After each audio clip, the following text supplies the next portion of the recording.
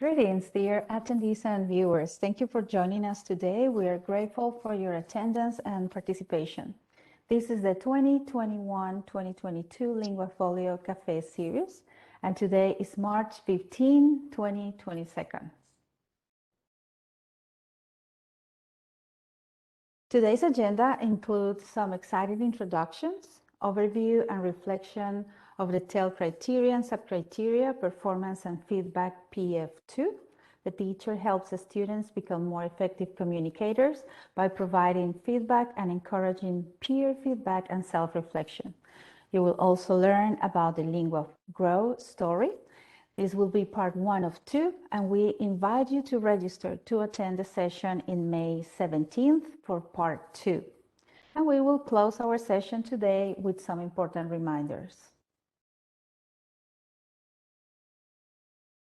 So you have joined my colleague, Dr. Anne-Marie Ganter, World Languages Consultant, and I, Satli Stokes, ESL Title III Consultant, leads of the LinguaFolio for North Carolina initiative at the Department of Public Instruction.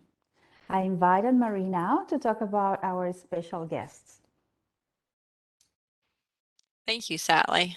Yes, we have 2 special guests for this part of our LinguaFolio Professional Learning Series, and today the first one is joining us. Ruta Koué is my colleague from the South Carolina Department of Education, although she is retired at this point, and she, along with Stephanie Knight, who's the Assistant Director for the Center for Applied Second Language Studies, or CASELS, at the University of Oregon, work together to co-chair the NCDPI LinguaFolio Committee.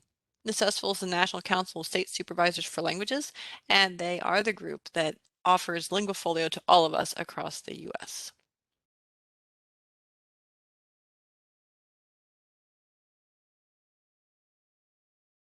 So this is the panel, the WebEx meeting controls that we're gonna see today. You may find all the different controls at the bottom of the screen. You may request in the chat to be unmuted if you want to participate this way, or you may add your comments and questions in the main chat. Don't forget to select everyone before sending the message, so this way we all will be able to join the conversation.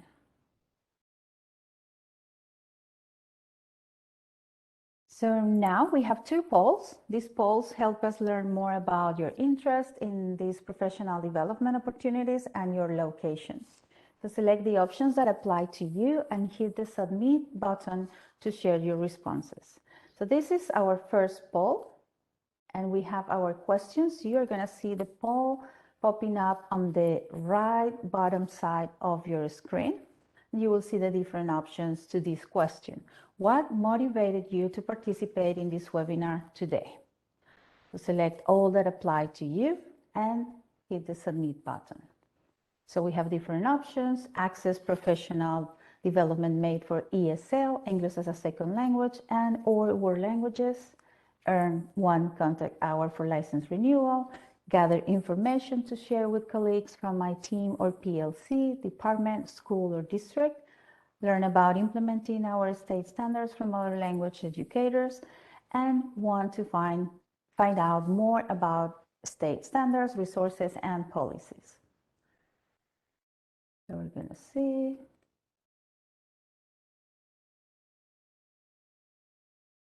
If we have all our participants sharing.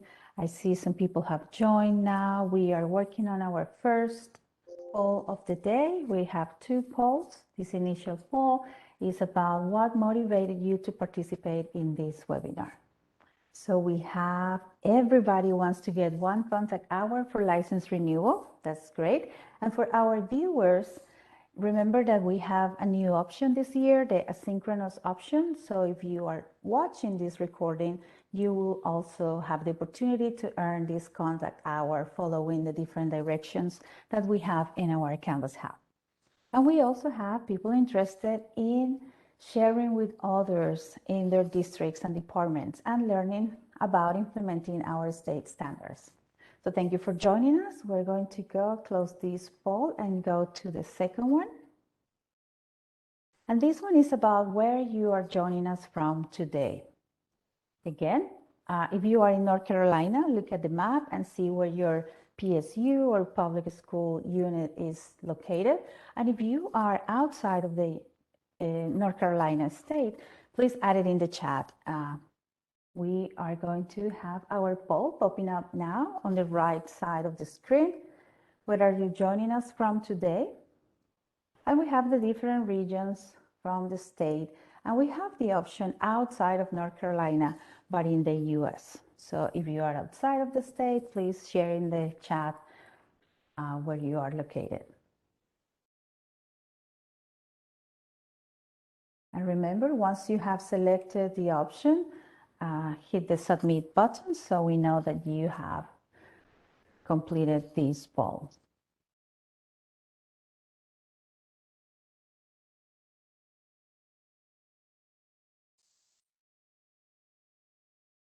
Okay, so we have let me see, I open this a little bit.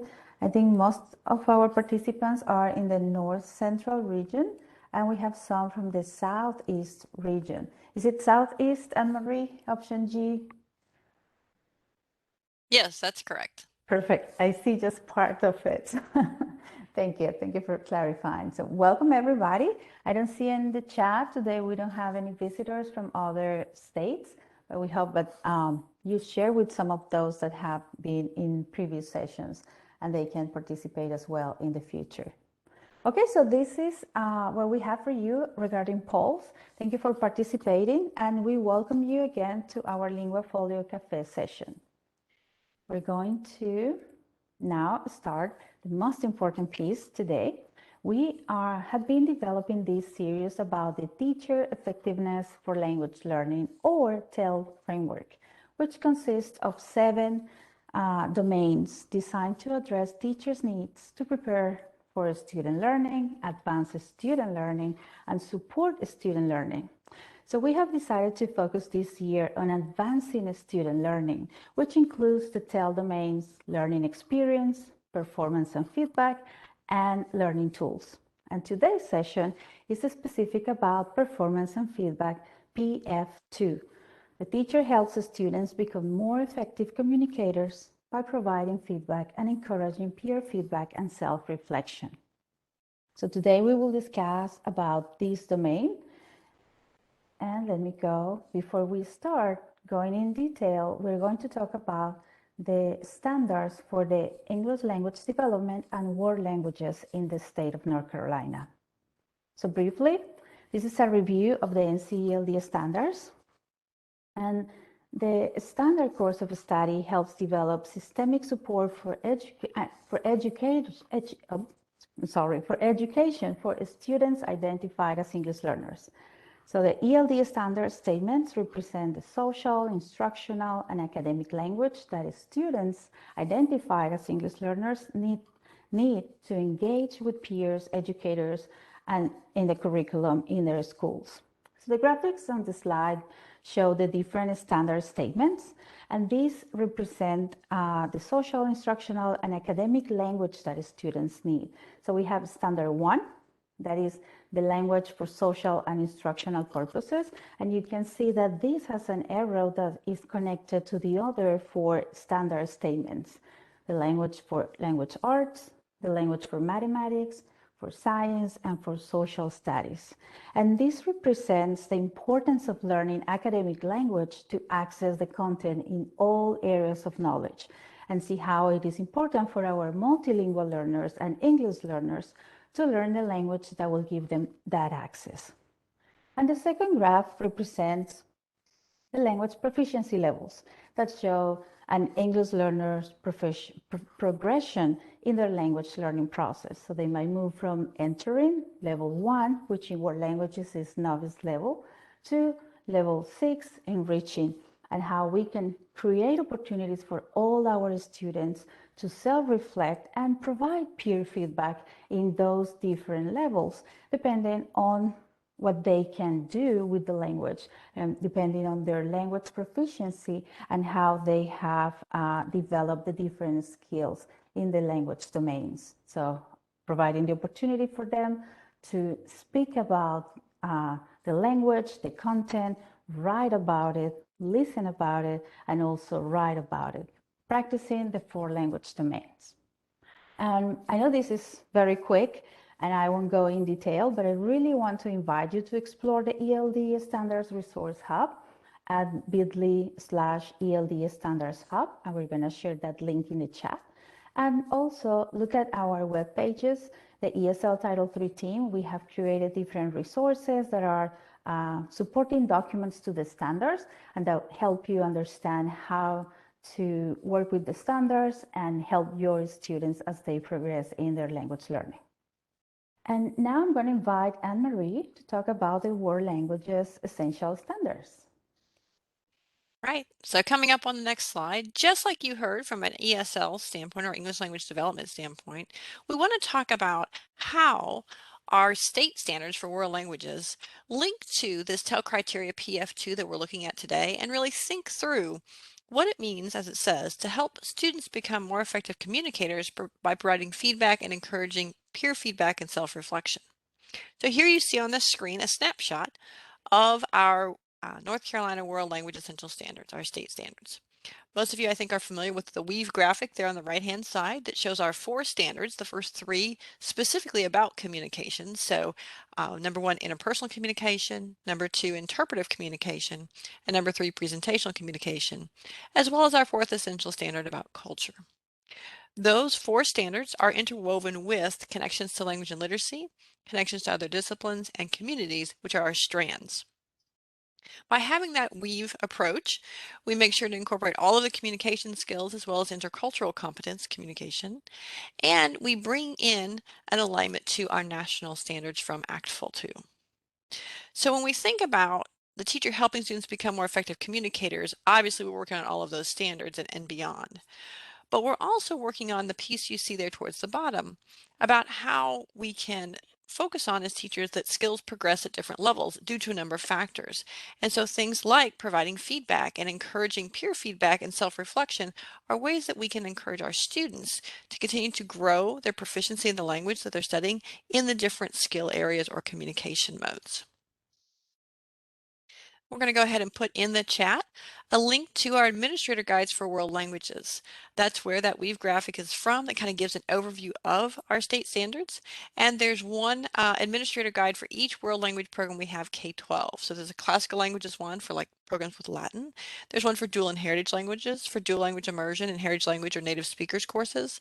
And there's one for modern languages, whether that's alphabetic languages, logographic like Chinese and Japanese, or visual like American Sign Language or ASL. So whichever one you click on, you'll see on page 1 that they all have that weave graphic and an overview of our standards in relation to this TEL criteria that we're focused on today.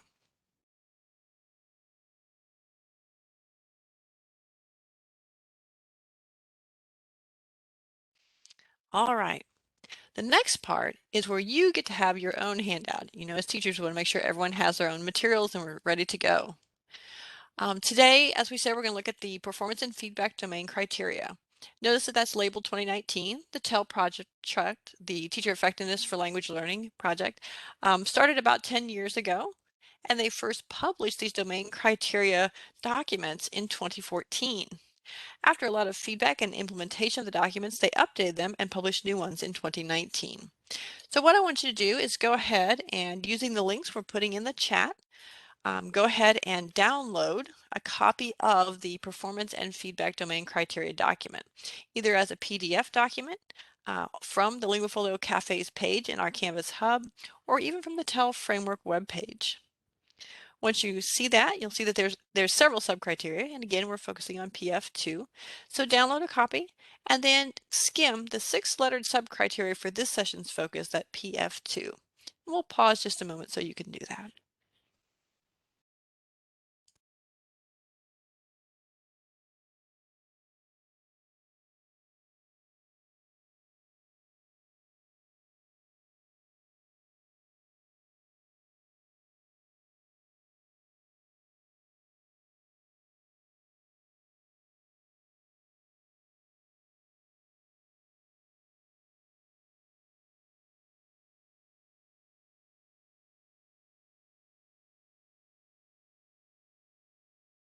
All right, let's go ahead And now we're going to look at reflections on implementing PF2 with our proficiency-based standards in North Carolina, both for English language development and for world languages.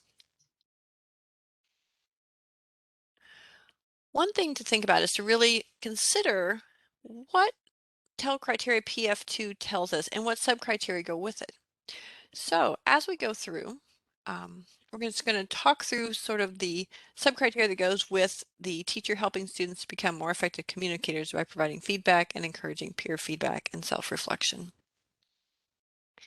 We have these set up to animate. So the first one coming up on the screen is the teacher shares performance criteria with students that measure the effectiveness of communication. And performance criteria can be a lot of things. It can be something related to summative assessment like a rubric that you're using to grade a project or to assess a project. But it can also include proficiency-based scoring and even interactions where you're helping students rate themselves or having their peers rate them on how well they're communicating their message. Remember, we don't have to be perfect when we're practicing a new language, but we have to be able to effectively communicate and be understood, whether that's in speaking or signing or writing. For B, it's about the teacher providing students with feedback that is supported by evidence from student performance. And this is very important when we think about all the feedback we give students, right? That informal formative feedback, as well as more formal summative feedback, as well as thinking about what parts of their performance we're giving them feedback on, because we want them to build all of their skills, including, for example, intercultural competency, and we want to make sure we're giving them feedback that's helping them do that.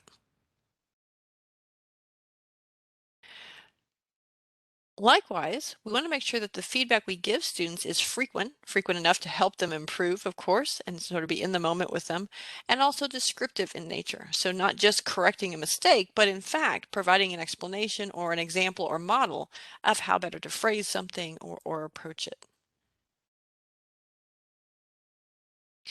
We also want to make sure that we're always timely, so we provide feedback that's close in time to the demonstrated performance. I know sometimes it's a challenge as a teacher to get everything graded, let's say, and back, or when you have a classroom activity going on to get to every student pair, let's say that's talking or students as they're writing. But it is important to give feedback close in time, and we have all kinds of tools at our fingertips now that can really help us with that. We also have this next one about the teacher facilitates students' use of feedback to identify next steps or their language growth. And this is where we start to see a lot with LinguaFolio, because we want our students to be able to be autonomous learners, sort of take control of their own language learning and think about what comes next for them. And so when they use LinguaFolio and things like can-do statements, whether they're in LinguaFolio or there are things like daily can-do statements associated with a lesson, we want them to be able to look at that and think about language growth and then determine what are their next steps to continue to improve their language skills. And finally, we want the teacher to enable students to compare their current performances to previous performances.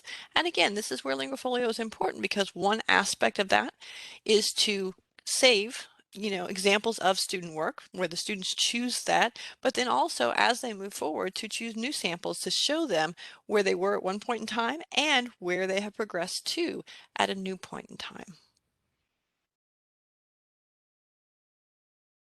All right, so now when we think about all these sub-criteria for PF2, I want you to consider when you think about your teaching, your particular classrooms or learning spaces, whether that's face-to-face or online or in some sort of hybrid environment, and the activities you design for students for language learning, which of the sub-criteria are professional strengths for you? We have 6 to choose from, and you can choose up to 3. I'll go ahead and launch our poll. And this one's a little bit longer just so we can kind of think through, because you're choosing your professional strengths.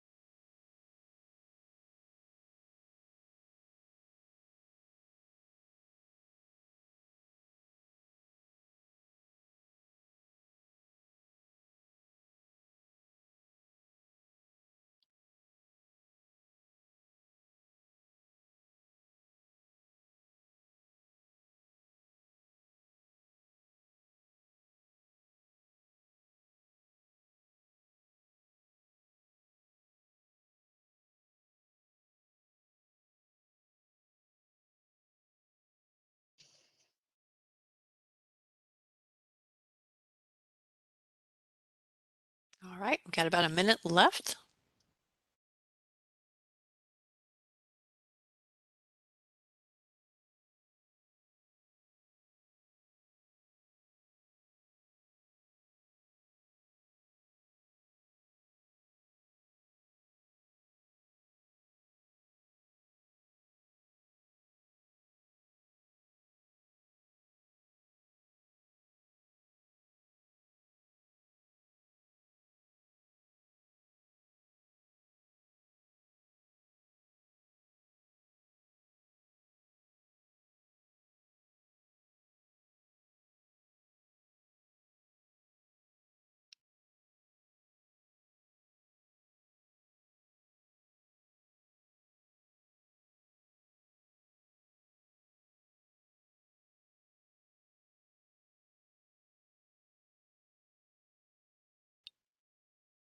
All right, I'm going to go ahead and show you the results there on your control panel.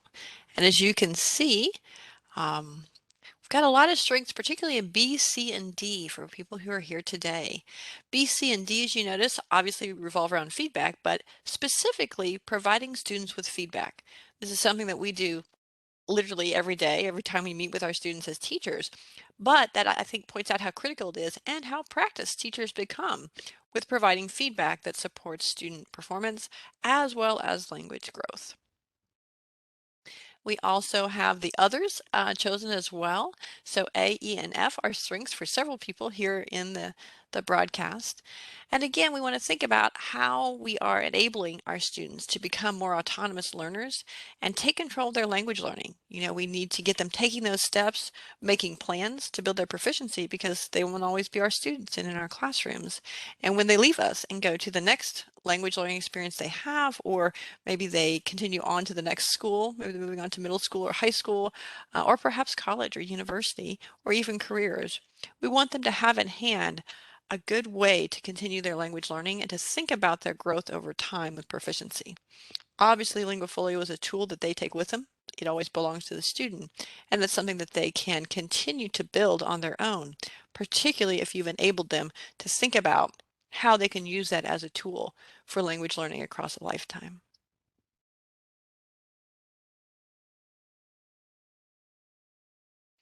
All right, coming up next on the slides is a chance for you to share.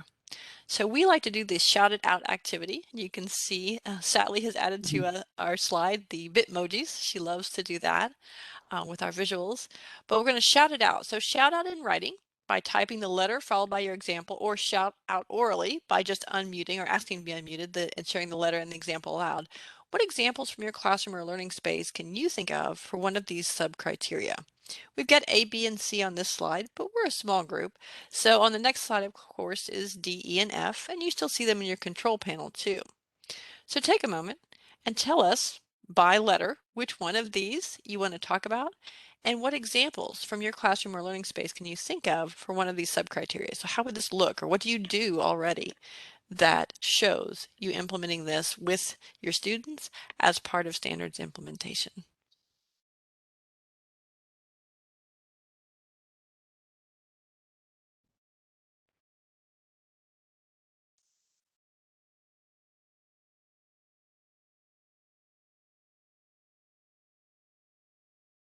And do make sure, if you decide to shout it out in writing, that in the chat box that you type it and send it to everyone so everyone can read it, or all attendees, whichever is on your drop-down menu.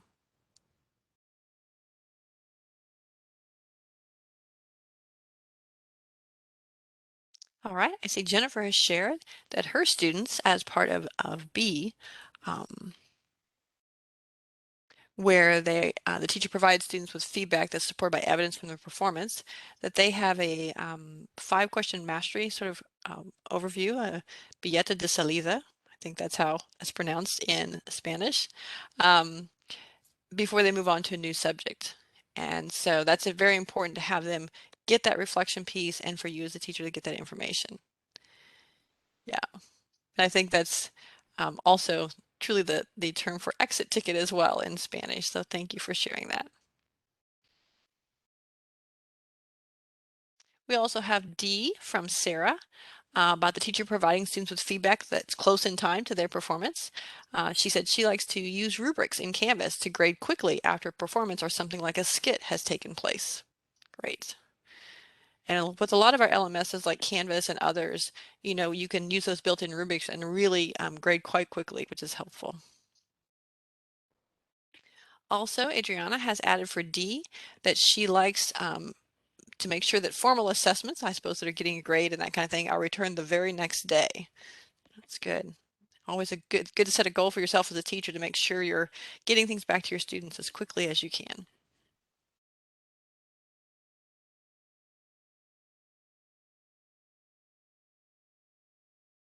All right. Ellen has added, she's a supervisor, but she said her world language teachers like to give feedback in the form of a video, not just written. So she's looking at C, where teachers provide students with feedback that's frequent and descriptive. So you don't always have to write something back or that kind of thing. You can just do a video back to your students. They might really love that as sort of a variation on things, and to hear you speaking to them probably in the target language as well. All right, well, I'm conscious of our time. Thank you so much for sharing and shouting out in writing, in this case, about how you're applying PF2 in your classrooms and making sure your students are able to get that feedback that they need to continue with their language development. And with that, we come to a very exciting portion of our broadcast today. Since we do have our national LinguaFolio committee co-chairs, and specifically Ruta with us today, they have said they want to do the LinguaGrow story. And Ruta will tell you a little bit more about that in her presentation. But obviously, if you've been reading the LinguaFolio monthly leaflets that we publish, you might have a hint of what's coming. So Ruta, I'm going to turn it over to you. Please share with us what's happening at the national level and any details that you think would be helpful today. Okay. Do I need to reshare my screen? I guess mine's grayed out. Let's see. Yes, we'll make you the presenter and you can share your screen. Okay. Oops, let me go back. All right, share. Perfect.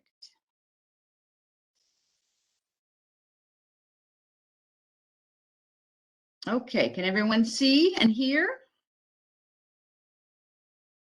That work? I think it may still be coming up. I don't see your slides just yet. Okay, we'll wait.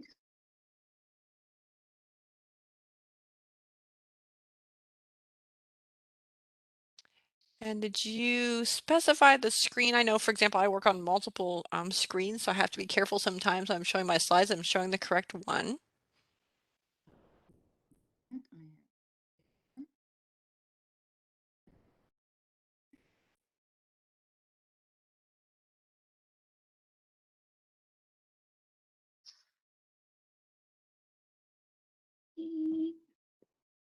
You might want to try to reshare because I don't see the slides coming up. So maybe there's a little technical glitch. Okay, so I'm clicking on share. Then I'm going to my PowerPoint. Slideshow. And tell me if and when you can see.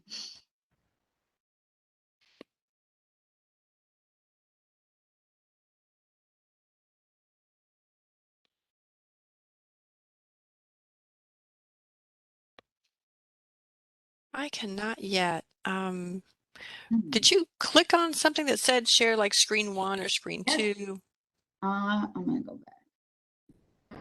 Click on. Tell you what I clicked on. Just share screen on the bottom. If there's mute, start video, share screen. I don't have an option. It's just share. Okay. Go ahead and click And, that. screen 1. I do see screen 1. Is that the one that I should click on that? Yes, if that's where you've got your PowerPoint slides up. Oh, there we can see it now. We can see your screen. All right. Your desktop. There we go. Good. Perfect. Okay. Thank you so much for your patience. Very happy to be with the North Carolina gang today.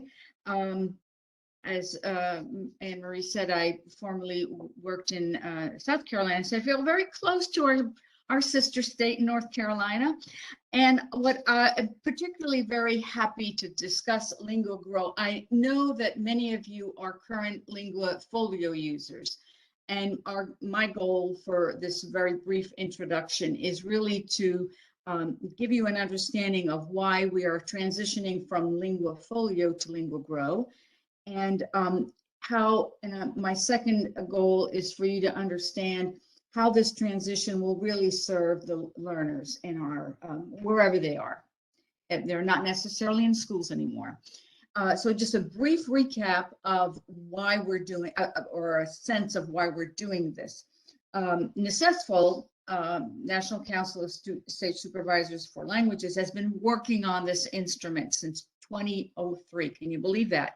And it hasn't been just one iteration. You know, we've added and changed things a little bit over the time, thanks to the evolution of the can-do statements. But at its very inception, it really was an American version of the European language portfolio, or the ELP. I'm sure you've heard of this. And our belief was that this tool would be a game changer in the language learning profession by allowing learners to chart their own progress, and by helping and guiding teachers to facilitate learner growth.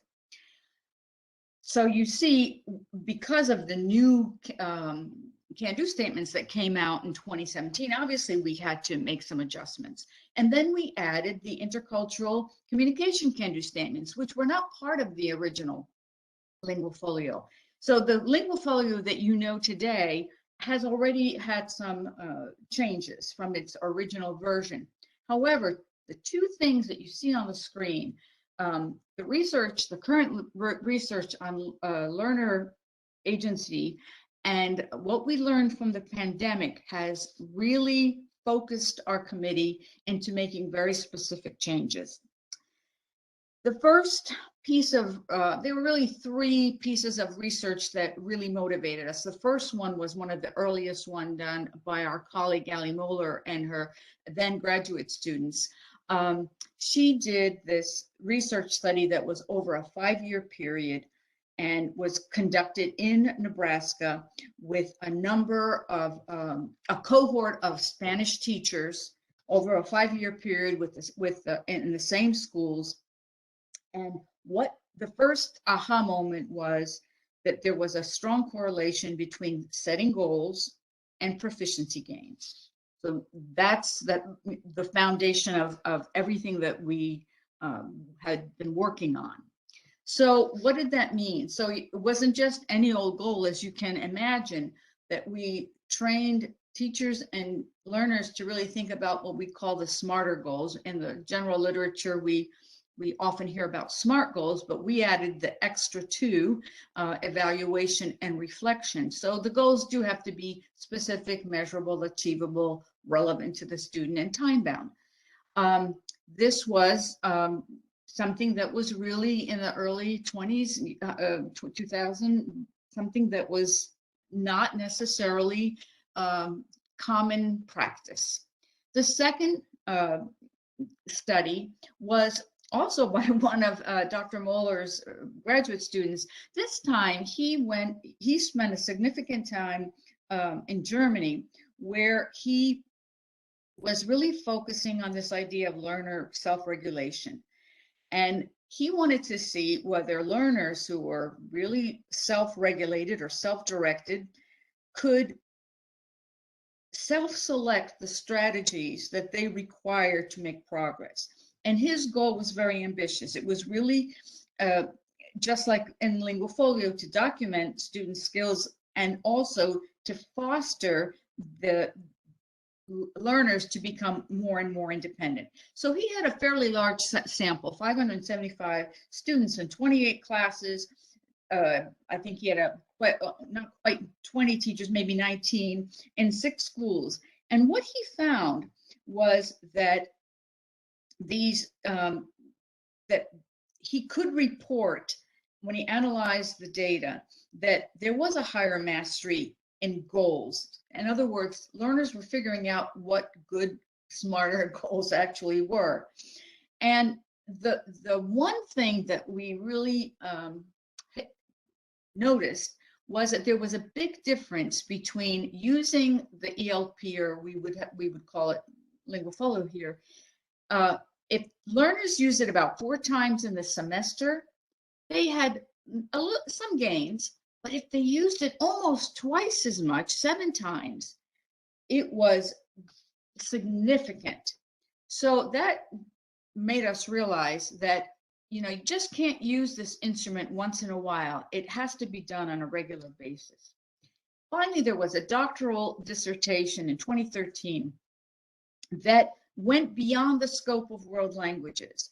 And from this study, what we learned is that not only did LinguaFolio users outperform their monolingual peers, but in language, but in the ACT scores, and that they had higher GPAs than their peers. And when we started reading the particulars of this dissertation, this doctoral dissertation, what we found was that the skills that learners had acquired by using LinguaFolio, setting goals, selecting their own strategies, and providing evidence, and all that, spilled over to other academic areas. And when you think about it, why not? If you have those skills to learn a language, you certainly can apply them to other things. So we got very excited about these 3 pieces of information.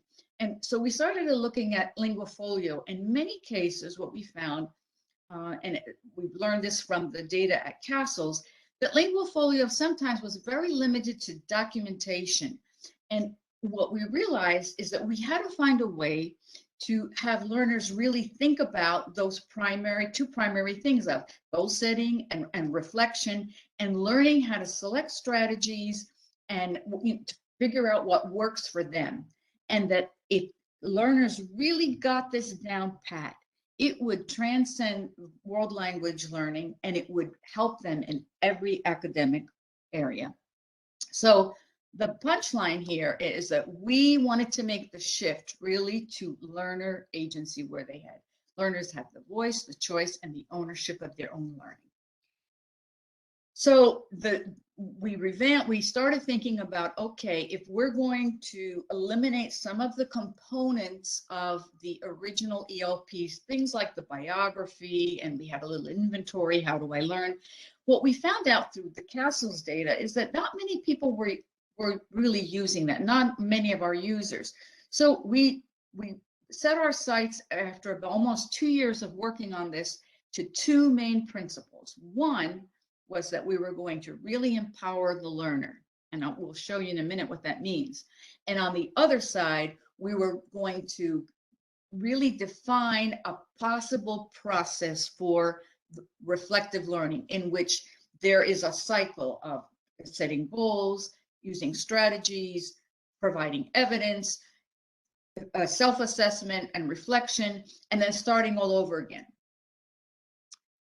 The message we wanted to send was that if you are an empowered learner, you can learn a language anywhere, anytime, even if you don't have access to a teacher. What we found in the early days of LinguaFolio, as much as we wanted it and we proclaimed that it was the learners, we weren't, I don't think, at a point in the profession where we could just turn this over to the learners. And the pandemic obviously showed us that learners are very dependent on their teachers for guidance and support. And we felt very strongly that if anything that was learned from the pandemic was that we had to give learners the tools to work on their own, and not being tethered always to a teacher. Not that that's a bad thing, but when in the absence of a teacher, what can you do? What if you're in a school where there's only 2 languages are offered? What if you want to learn a second language? What if your schedule doesn't allow you to do that? What if, there are 1,000 what ifs? So we thought we would refocus this in a way that would still empower teachers, no question about it, but we would give a little more support to learners, especially if they were independent learners. So I'm going to run this clip we may not hear it very well, but I have in the chat the link, the YouTube link. We'll see how. The reason I'm sharing this with you is that we have begun to develop some resources for learners, and we wanted to make it obviously attractive and appealing. And instead of having, short summaries that are written prose that learners probably would not be enamored of, we started to prepare a series of clips. So here's one on the empowered learner to try to impart to learners, what does it mean to be an empowered learner? Oops, sorry. What does it mean to be an empowered learner? So we'll just let it roll and see what happens. Welcome to LinguaGrow. You are a unique asset to the world around you.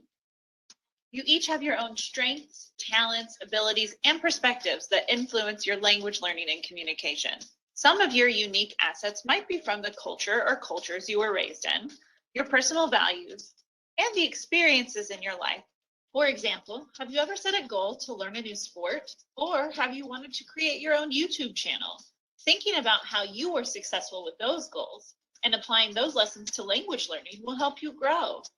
In a nutshell, LinguaGrow is designed to help you become an empowered learner. But what does that mean? Well, empowered learners are autonomous. Empowered learners take charge of their own learning. They explore a variety of tools and strategies to determine what's best for their language development. Goal-oriented. Empowered learners know what they want to achieve, how to achieve it, and why it's important. Creative problem solvers. Empowered learners use their unique resources and experiences to solve a range of problems, achieve goals, and develop as communicators. Responsive to intercultural contexts. Empowered learners observe cultural contexts, notice and analyze cultural practices and products, evaluate language use and its impact, and apply that learning to future interactions. Reflective. Empowered learners recognize the value of breakthroughs and setbacks and are able to recognize perspectives, tolerate ambiguity, and navigate unknown scenarios. With LinguaGrow, you will feel empowered to take on language learning, with or without a teacher to help you. This platform will help you build the skills you need, not only to learn a language, but to take charge of your own learning, no matter where you are.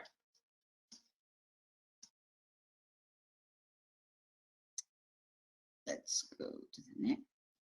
So that was just a little sample of and the next session in May, we will give you more ample samples of what we think may be appropriate for learners.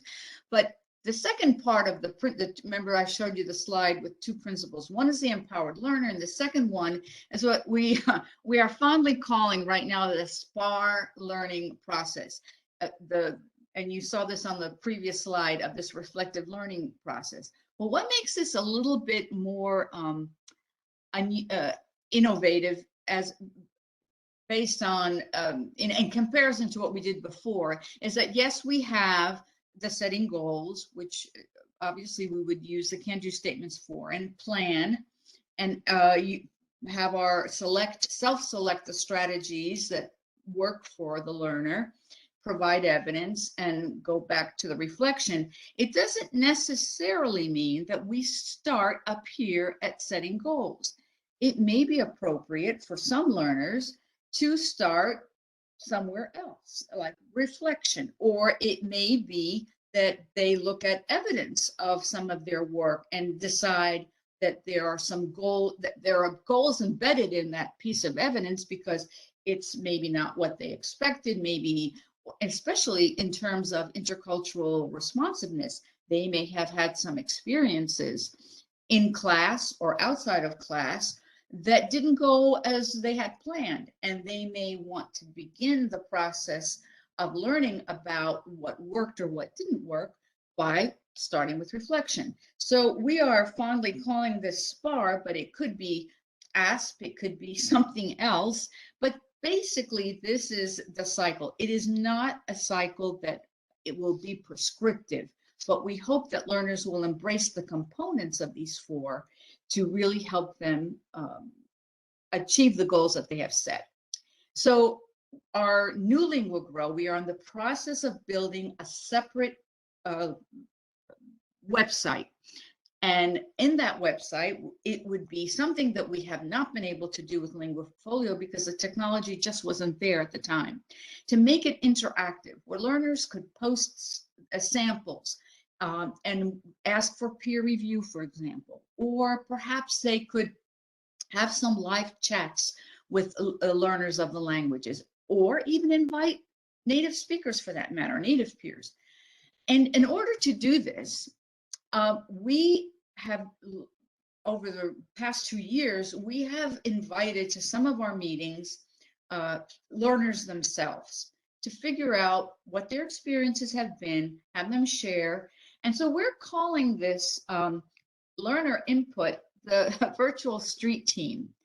And we would like to appeal to all North Carolina teachers to think about the learners that you have and to consider whether they might want to join the LinguaGrow street team. And that would require very little of their time. In the next meeting that we have to talk about this, we will share with you links where we actually have developed a tiny little application form where learners can just give us their information and say, yeah, I would love to do that. And what will they have to do? Well, we're guessing right now, our best guesstimate is that maybe once a month, they would join the committee that's working on this. And we would either show them some resources like the little clip I just showed you today and get their input. You know, maybe they hate it, maybe they think it's fine, maybe they have suggestions to change, you know, to making it more relevant. This is what we're asking of the LinguaGrow street team. On the flip side of that, we will begin probably by showing them some of the materials we already have. But based on their feedback, we would very much like for them to sit down and be co-creators with us of some of the resources. So we would like to have, you know, a body of learners, wherever they may be, that are willing for a few months in the year to sit down and give us feedback. It doesn't even have to be the same group every single time. But since your learners are very familiar with LinguaFolio, we would really value their participation because they already have a pretty good understanding of how this works. So next time we meet in May, Stephanie will join us and we will show you more examples of what LinguaGrow looks like as opposed to the original LinguaFolio. And here are our two contact informations. If you have some questions or suggestions from now until then, we certainly welcome your ideas, and we look forward to discussing this further in May. Thank you. Thank you so much, Ruta. It's great to get an update like that and think about what the future holds for LinguaGrow and our students. Ruta will be sharing her slides with us, so even though you're seeing her, show them right off her screen. We will post them with the archives of this broadcast so that you can get to them and get to the video and so forth that we watched. All right, we're doing well on time, so I'm going to go ahead and turn things back over to Sally to close out our time together this afternoon. Thank you, Anne-Marie, and thank you, Rita. Really enlightening learning about all the ideas and projects with LinguaGrow, and excited to learn more in March. So let me see if I can share the screen. Can you see it? Yes. Perfect. So we have some reminders as we close our session today. This is our LinguaFolio listserv. We have several listservs for languages, teachers of ELS, DLI, and many more. Once you access this bit.ly/NCDPI updates, you enter your email and you can register for as many listservs as you want, but we really want you to join the NC LinguaFolio so you get all the information that we share regarding professional learning opportunities and resources that we are sharing with the field as we create more for LinguaFolio for North Carolina. And we're going to share also in the chat, so you have the link if you have not accessed yet. Also, we have our series. We have the last session is May 17th. We have mentioned in several opportunities that this is the session that will cover part 2 with our second guest from NACESPO. And we will share also the link. It's going to be again on Tuesday at 3:30. And we are going to finish with the EN4 TEL criteria that day.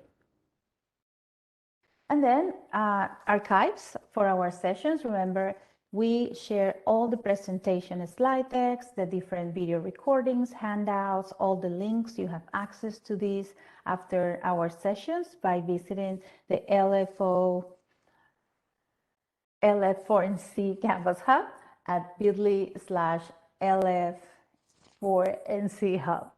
And then you can explore, look at everything, and also access the asynchronous credit option if you're watching the recording and you want to complete the activity, the survey, to get credit for this participation. And also if you want to share with other educators, some colleagues, and you want them to watch the recording, they can also have credit by completing this asynchronous option that is available for everybody. And we have the deadline to submit this is March 22nd for the LinguaFolio Café that we hosted in January. And then for this café will be May 24th. And remember, you get contact hours that you can submit in your districts to receive some credit. You will receive via email a week from today your certificate of attendance, and it will have the title of the session and your name, so then you can submit it and your district will review it and evaluate it for them to give you credit. And here we have been sharing since last year the biography components for reflections. North Carolina was able to complete a project in which we started with 6 of the languages and then we added the other languages. So now we have the biography components, all the different documents, how do I learn, learning inventory, intercultural experience summary, language activities, the intercultural encounter reflection, and progress report in these languages, including and also English. And we have received lots of information from our teachers, feedback, and how they are using this. And I'm going to just share about English as a second language, and I would love for Anne-Marie to share about world languages. But what we hear from the ESL world is that our teachers are using the components with their students that are recently arrived, that are learners, or who are in different levels of proficiency, and helping them reflect on their learning and using some of the different components for this purpose at different stages during the school year. And now that they have the option to do it in their students' home language, it has increased their interest and motivation in using the components. So we're really excited about that. And hopefully next year, we're going to share during the cafes some share outs, participants talking about their experiences with their students and how they have implemented this and how this has increased their self-reflection and motivation to learn the language as English learners or multicultural language learners. So I don't know about you and Marie and the world languages teachers. Yes, definitely. And just like Sally was saying, these biography components are always good for reflection, and it's important for students to reflect in whatever their first language is, if that's possible. And so we've had these biography components for a number of years in English, of course, but through this special project, we were able to make them available in a dozen other languages. And that's important for us here in North Carolina when you look at the list of languages, because it's aimed specifically at our languages that are the top as far as enrollment numbers for students who are English language learners in our state, but also for our dual language immersion programs. You'll notice that all 8 of our DLI program languages are listed there, so we have these components in those languages, as well as our heritage language programs, what used to be called native speaker programs. We want students to develop their language skills in that first language or in that language that they're learning, like they might be in a DLI program. We also want to think about how these tools help us as teachers. You heard Ruta mention how LinguaGrow is looking more at empowering students and helping them be autonomous learners, and that is critically important, particularly as we move into the future and think more about language learning in a broader way that we've learned to, I think, through the pandemic. But also for us to think about as teachers, what are the tools that help us connect with students and make sure that we can help students reflect on their language learning and help us as educators reflect on what helps them the most. So these biography components can be used in a number of ways by learners as well as by teachers. They are also all available in our LinguaFolio for NC hub. They are part of the classroom materials, and they are posted under both materials for ESL as well as materials for world languages. So you can find them there and download what you need either as Word documents or as PDF documents. Thank you, Anne-Marie. And I think we have one more slide that is about our monthly leaflet. We share different opportunities, webinars, these cafe sessions, with more information about the rebranding of LinguaFolio, what Rita was talking about, and then resources that you can use as these translations and the different documents as Anne-Marie was sharing. So yes, when you subscribe to the listserv, the NC LinguaFolio listserv, then you receive this monthly leaflet and you get access to all that information. And then finally, to close the session today, thank you for joining us. We really appreciate your participation. And this is the NCDPI LinguaFolio team. We work with Dr. Stacy Daniel, our section chief of ELA and languages, and Mrs. Teresa Parkett, our administrative specialist for ELA and languages. And then we have been with you today, Dr. Anne-Marie Gunter and Satli Stocks. We have shared with you again the link to our Canvas Hub and also our Twitter handles and the hashtag that we have been using this year to promote the different opportunities offered for LinguaFolio in North Carolina. Anything else you want to share, Anne-Marie, before we close our session today? Just a big thank you to everyone for joining us for this broadcast. And again, thanking our guest speaker, Ruta Kouei, who was here with us from the successful LinguaFolio Committee nationally. We appreciate you coming on board with us today and sharing about the changes that are coming with LinguaGrow for the future.